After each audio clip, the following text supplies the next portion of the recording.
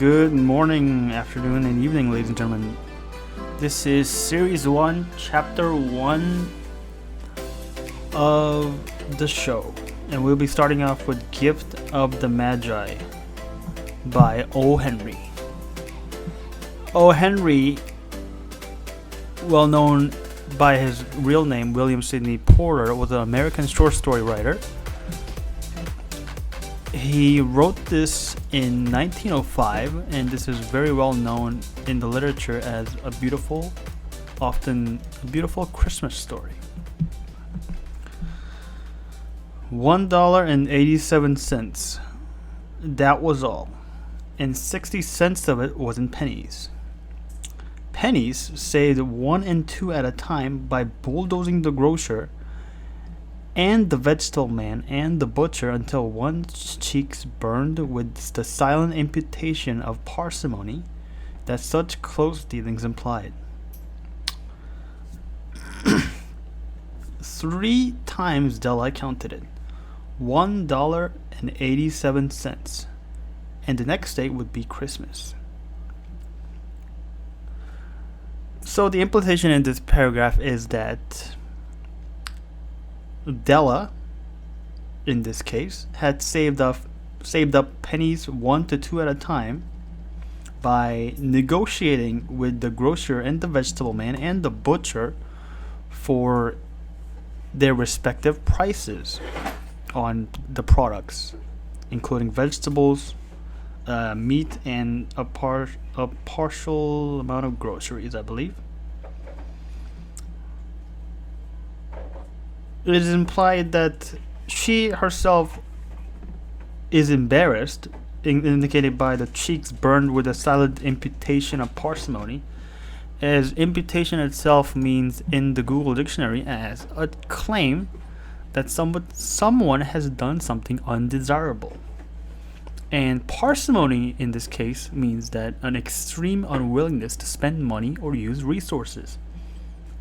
So in layman's terms, it was basically saying that Della negotiated these prices until she herself was so embarrassed by these negotiations of her having to just save 1 or 2 pennies. Yes. And the next day was indeed Christmas. There was clearly nothing to do but flop down on the shabby little couch and howl. So Della did it, which instigated the moral reflection that life is made up of sobs, sniffles, and smiles, with sniffles predominating. So this paragraph indicates that Della had indeed come home onto her shabby little couch, and she howled. Now, what does howl mean in this case? Howl is a vocal sound that comes directly out of someone's vocal cords. But howl in this case is more of saying that she's sad, basically. With her life is made up of sobs, sniffles, and smiles, with sniffles predominating. Yes. While the mistress of the home is gradually subsidizing from the first stage to the second, take a look at the home. A furnished flat and $8 per week. It did not exactly beggar description, but it certainly had that word on the lookout for the mendicancy squad. Now, this paragraph is also a description of more of how she lives. She lives in a furnished flat at $8 per week. And this sentence that comes afterwards indicates that while this flat wasn't exactly where a beggar would live, it is certainly not somewhere to be proud of either. Because mendicancy in a Google dictionary term is a solicitation for money or food. So almost like a beggar, yes.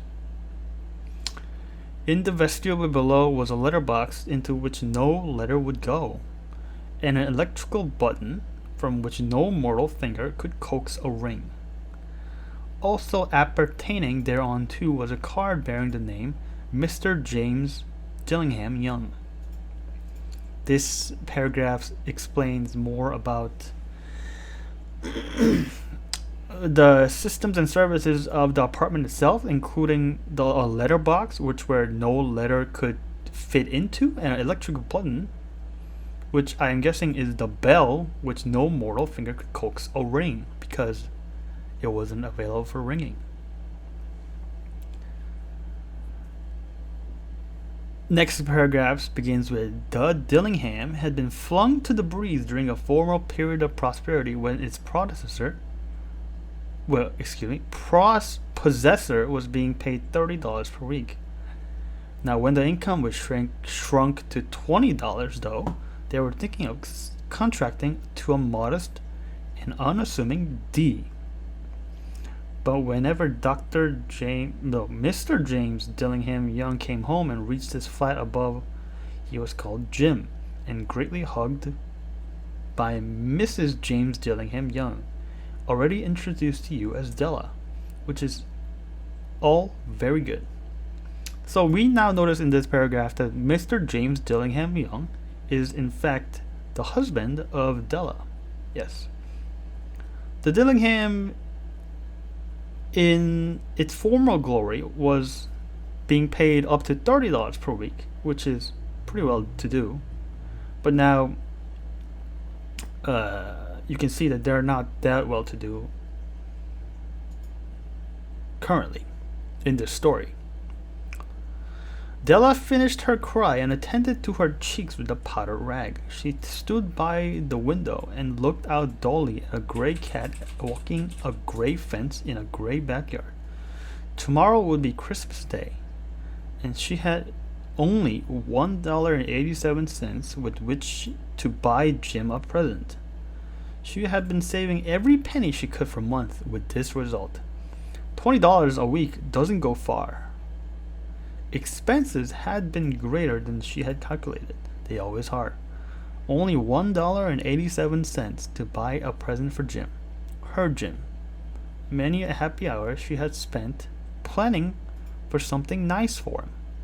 Something fine and something rare and sterling, something just a little bit near to being worthy of the honor of being owned by Jim. Now, in this case, in this paragraph here, you can see that Della really appreciates Jim. After she finished her cry, she tended to her cheeks with a powdered rag and stood by the window and looked out dully at a gray cat walking a gray fence at in a gray backyard. So you can tell that just the environment itself isn't very good and her life isn't going very well. But even so, even while expenses had been greater than she had calculated, she managed to save up $1.87 for Jim's Christmas present. $1.87 wasn't that big, but she still wanted to find something fine and rare and sterling for her dear old Jim. Yes. There was a pier glass between the windows of the room. Perhaps you could have seen a pier glass in an $8 flat. A very thin and a very agile person may, by observing his reflection in a rapid sequence of longitudinal strips, obtain a fairly accurate conception of his looks. Della, being slender, had mastered the art. Yes, pier glass in this case is an old traditional tall narrow mirror, rather rectangle. Yes.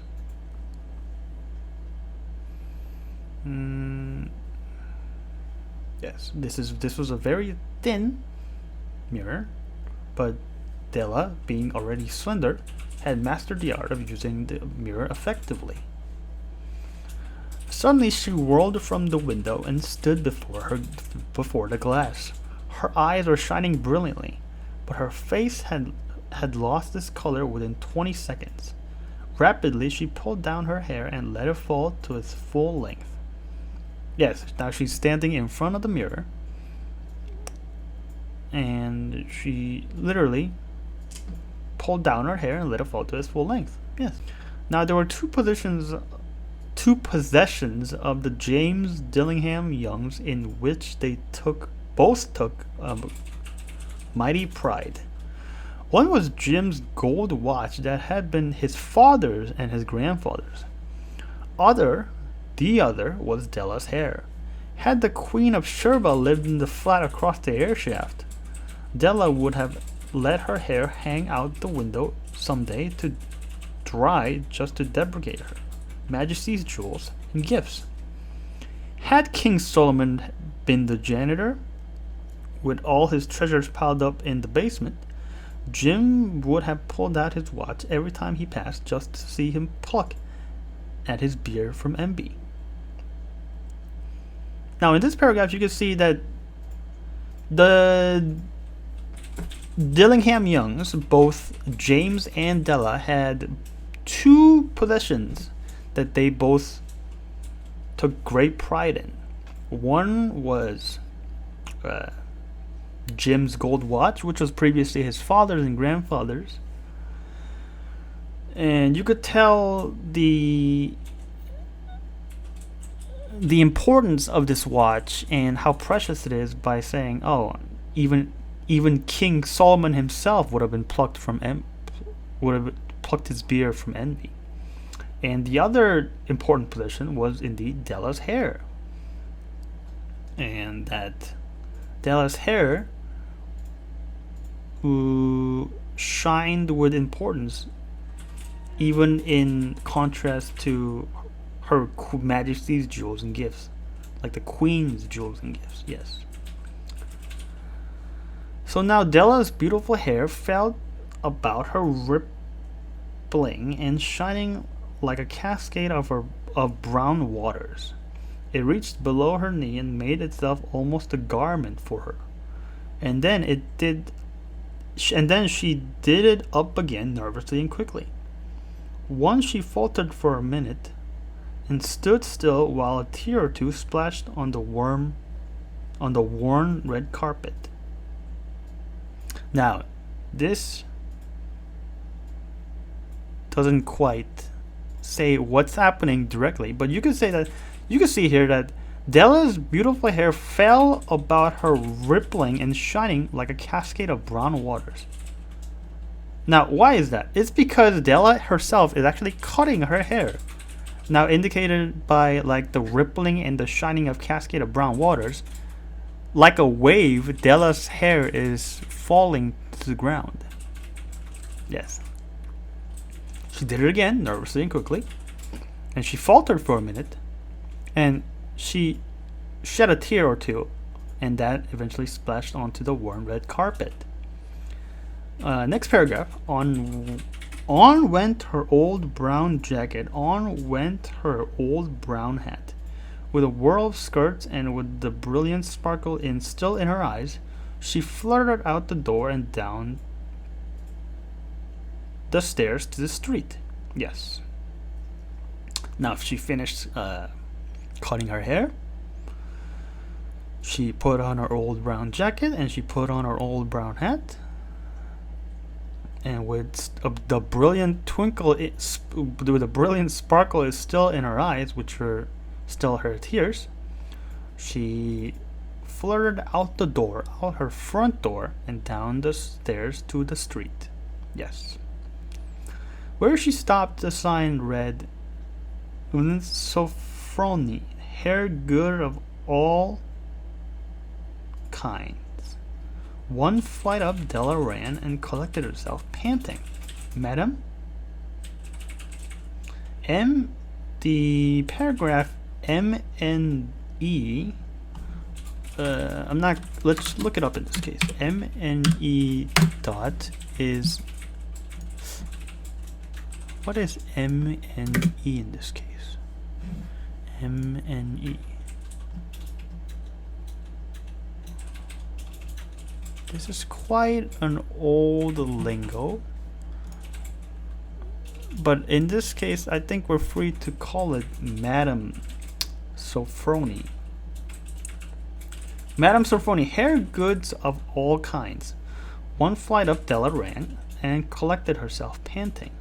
Madame, large and too white, chilly, hardly looked at Sofroni. So Della came into a hair goods shop? Yes. Panting? Yes. And the Madame Sofroni herself was a rather cold looking woman. So she didn't fit her name of Sofroni.